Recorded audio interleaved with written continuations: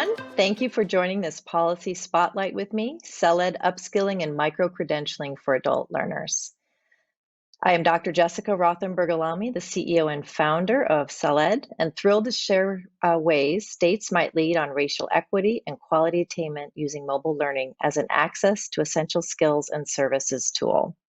I am celebrating my 26th year in the space of mobile learning, and I look forward to partnering with more of you, as I know many of us are committed to furthering the development and reach of mobile learning to bridge access, both to digital education and opportunities. But I am certainly not alone. I would like to start with gratitude for the CellEd team, who I will do my best to represent here, a fully distributed team of teachers, community practitioners, and technologists who have created CellEd's ever-evolving content, coaching, and flexible platform for learning. In addition, thank you to our supporters who ensure that social enterprises like CellEd continue to push the envelope of access and innovation for those who need it most. Starting with our hosts, the Lumina Foundation, Strata Education Network, Jobs for the Future, ECMC, the Unreasonable Group, World Ed Tech Center, and so many more. I'll turn now to our focus on learners at the heart of CellEd and the diverse challenges they face. You no longer need to imagine what a pandemic can reveal about structural and other barriers to learning, healthcare, and job opportunities. According to Pew, roughly 3 in 10 adults with household incomes below $30,000 a year, nearly 29% of the population, don't own a smartphone. More than 4 in 10 don't have home broadband services or a traditional computer. And a majority of lower income Americans are not tablet owners. By comparison, each of these technologies are nearly ubiquitous among households earning $100,000 a year, which is only 20% of households. Most online learning and other tech solutions are not designed for the 80%, and the majority of the workforce, which I know firsthand as I was born and am based in Palo Alto, the heart of Silicon Valley. We can do so much better. What are sorely needed are affordable, relevant, and accessible technologies that acknowledge these barriers to access and opportunity for most, as they impact almost 56% of the workforce. CellEd is a culmination of these efforts. Back in 2014, we created a way to deliver 3-minute audio text lessons to feature phones without internet to teach foundational skills to busy, hardworking adults. The idea there is if you can reach, engage, learn from, and certify a learner, we could effectively remove the most pressing barriers to access. And we did it. And with a randomized controlled trial study with UCLA, proved that we can do it 84% faster than alternatives and more effectively. From there, we created a flexible, customizable platform and solution so that we could offer a myriad of content coaching enhanced data analytic tools. And we can reach those even without internet. And across any device, learners can pick up where they left off on CellEd to access our content, our partners' content, and our live and automated coaching. Again, across a feature phone, to a 2G phone that acts smart, to smartphones, on WhatsApp, through a hotline, and so much more, with the goal of reaching our learner on whatever device they are on.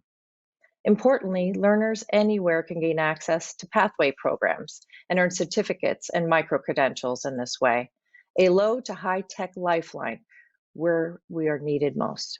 Real-time analytics means teachers and coaches, teams can reach their learners and generate important insights. How many certificates have been completed? How many skills are gained? Text sense. This is critically important since we reach the hardest to reach and those that haven't been designed for. And so we need to continually improve our programs, coaching, and tools in response to them. This year, pandemics and rampant unemployment and household insecurity have driven CellEd to be even more agile and responsive.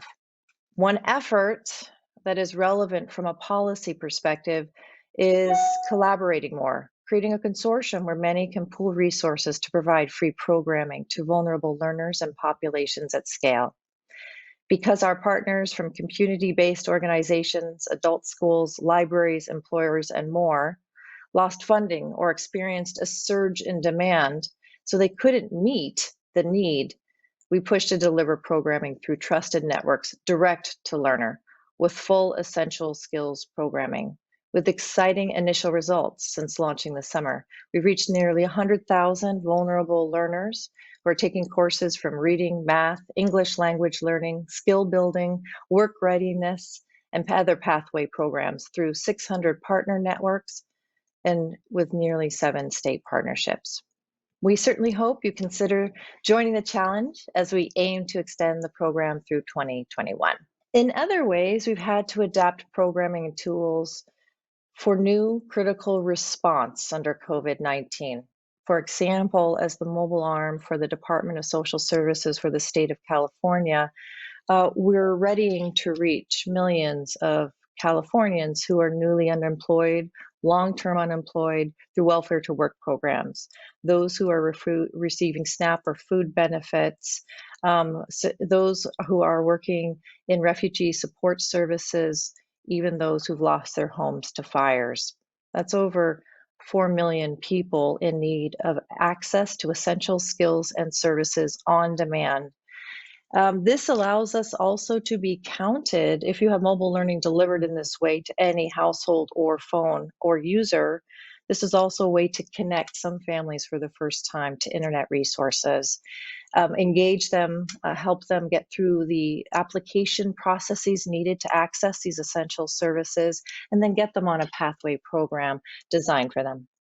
This has been an exciting opportunity to deliver a flexible platform and solution at scale, and we look forward to learning more in this effort. This has been covered actually from a policy perspective from the National Skills Coalition last month. There are policy prescriptions recommended there, so please, I urge you to look up the blog. In addition, because of the crisis and our ability to reach vulnerable populations, we have another arm of CellEd called CellMed. This allows us to deliver 100% remote medical health education and training, as I mentioned, across any mobile device. This is especially reaching our vulnerable elderly populations who may be off-grid and experiencing chronic disease burden. This means we can offer remote telehealth and other services. This was launched in partnership with the Society of Surgeons, and we will grow partnerships in this way through associations in order to reach those who are truly underserved. In terms of accessing programming for remote learning, we have some cautionary tales. A few recommendations from a CellEd perspective would be that there's often these, I would say, myths associated with learners that we would love to dispel. The idea that everyone has access to the internet. We know now with COVID-19 and those 44% of families without consistent internet, that they may not be getting that access. And even if they do have access to internet resources, they may not be using the resources, the online tools that we assume they're using. We can't assume that they also have the literacy level of the programs that have been designed. We have a tool at CellEd that allows us to scan the readability level of any text, and we find more than often than not, it's at a level of 5, college level reading. Most people read at a level 3 or below. We are inadvertently inaccessible to the majority of families in the United States, and we can do more to convert, condense, and make available accessible programming at a readability level for all. We can't argue that remote learning is a substitute for in-person. We all know the costs of being remote today with COVID-19. What I'd like to stress, though, is that we are really looking at the way that we can bridge, enhance, and add these resources, mobile learning resources, as a complement. And in the case of those who can't receive, they have access to a live coach over call or text. We call that a lifeline, and one where we can learn and listen and deliver. There's also a notion that on the other spectrum, that tech only, as long as we have an app that's available to all, they'll gain access to services. We know more than anyone that without that live coach, that ability to connect and fix a tech problem, listen to the goal of a learner, we won't be able to connect them to any pathway program. So tech only is a challenge. We argue it's human-centered first.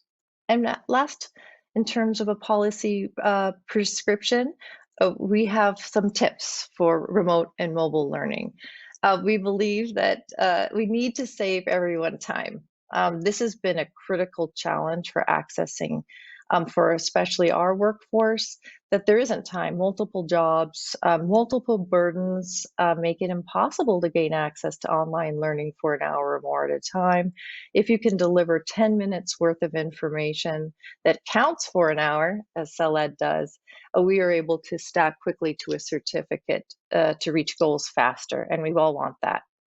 The other is that we need to be able to make sure it is universally accessible in terms of tech access, assuming broadband, internet, and device level will get us in trouble. So we really work to meet our learners wherever they are on whatever device. So from a policy perspective, ensuring that breadth of tech access and delivery is critically important. Universal accessibility. Let's ensure that our information, critical information and pathways to learning and credential programming is truly at a readability level of our learner. We can't continue to assume that we've designed something that's meaningful without testing, trialing, and error with actual users. So in this case, universal accessible literacy and across languages is important. Last, I would say relevant, meaningful learning on this spectrum does span formal to non-formal to informal, and it can be all of the above for a learner. Assuming that they fit into nice categories is problematic. Meet your learner wherever they're at, in whatever goal they set for themselves, is a way that we can bridge across these learning platforms and methodologies. We found that co-created solutions are more effective, and it's a long-term commitment to really understand and drive programming at scale that can lead to pathways to jobs.